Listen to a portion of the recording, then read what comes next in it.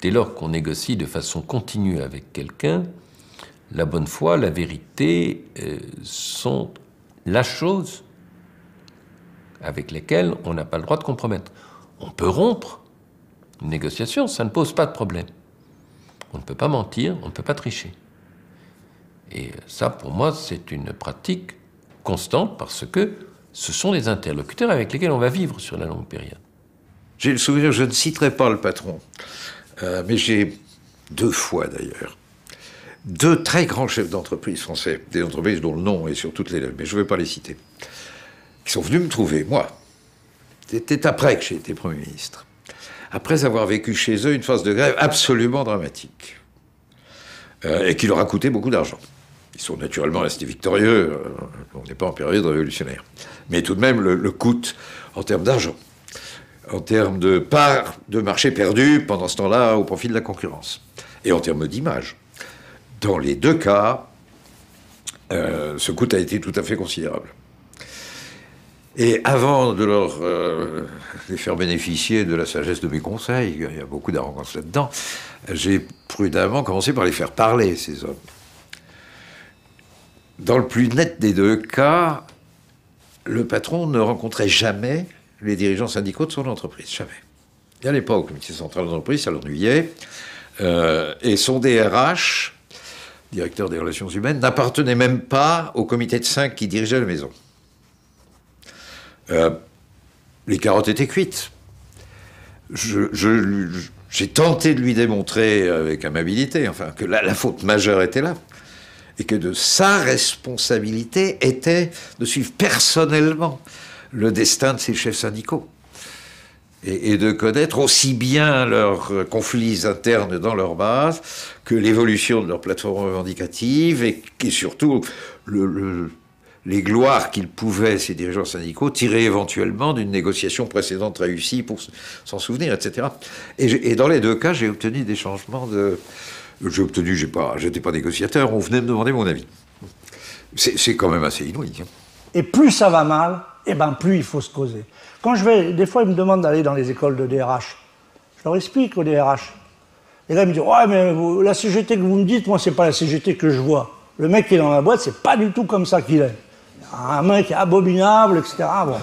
Et je lui dis, des fois ils me disent, mais quand je le rencontre le dimanche au rugby, il est super sympa, ça m'arrive même de boire un verre avec lui. Ben, je dis, vous voyez, mais essayez de comprendre pourquoi il est comme ça dans l'usine. Parce qu'il y a peut-être des choses qui vous échappent. Lui, il est sous la responsabilité d'une organisation qui est d'abord départementale, puis après nationale, etc.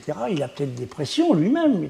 Il n'a peut-être pas non plus la formation qu'il faut pour négocier. On n'a pas aujourd'hui les syndicats contestataires ou révolutionnaires ou en dehors de la réalité que l'on avait dans le temps.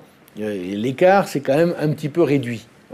Mais c'est cet écart à la réalité qui a conduit à ce que bon nombre ou un certain nombre de patrons de PME considèrent que le syndicaliste est un danger.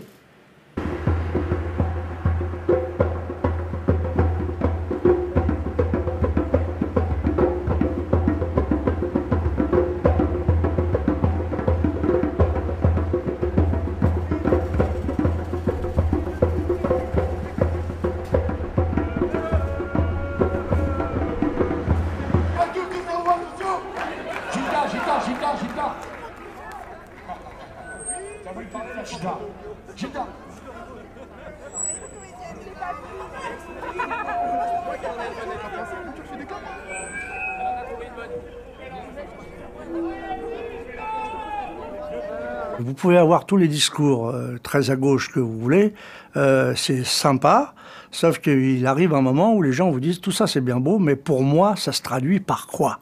Et là vous êtes en difficulté. Donc l'idéologie et le discours, c'est quelque chose qui a des limites. Les gens attendent à partir de l'action des résultats.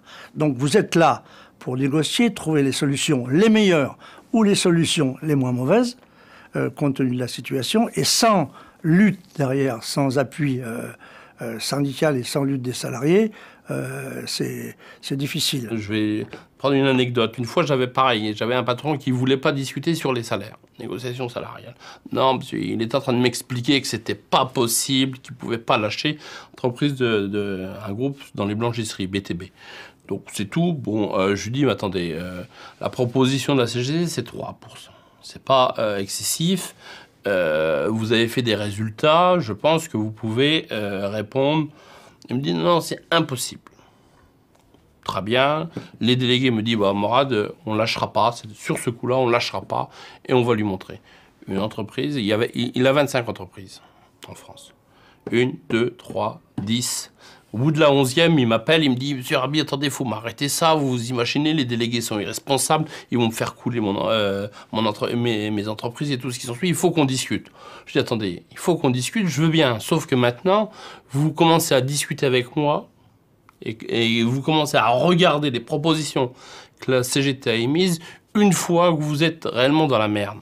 Je veux bien, sauf que maintenant, les conditions ne sont plus du tout les mêmes. » Parce que si vous voulez sortir du conflit, psychologiquement, il va falloir que vous amenez des propositions qui donnent un déclic aux délégués de manière à ce qu'ils sortent. Un déclic aux délégués et aux salariés. Alors qu'il n'avait pas d'argent à mettre sur la table. On a terminé avec... Alors je lui dis, moi, c'est clair, c'est 3%. Aujourd'hui, c'est 3%, on ne peut pas... Hein, c'est 3%. Et entre-temps, ils étaient montés. Il était monté à 6%. Voilà. Et je lui dis, entre 3 et 6, il y a une marge. Et je peux vous garantir que vous allez faire bouger votre curseur, parce que sinon vous allez avoir un problème. Et alors il me dit, oui, mais on fait ça quand? Je lui dis, là, je suis prêt, moi, ce soir. Et il était 6 h du soir. Il a trouvé le moyen de payer des... il s'était arrangé. Il a payé des billets d'avion aux gars qui étaient dans le sud. Il les a fait monter à 9 h du soir. Il a fait monter tout le monde sur Paris. On s'est retrouvés à 10 h du soir, 10 h 30. On a commencé à négocier jusqu'à 2 h du matin. On est sorti à 2 h du matin où on avait un accord où il avait lâché 5%. Les jours de carence, il payait 1 jour et demi sur les 3 jours de carence qu'il y avait quand les gens étaient malades et tout ce qui s'ensuit.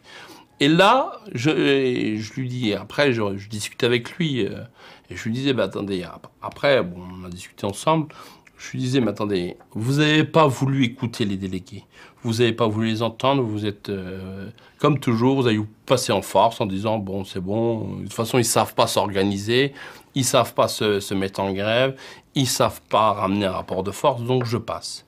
Donc, résultat des courses, vous avez tout perdu. Et la voie de la négociation, elle est où?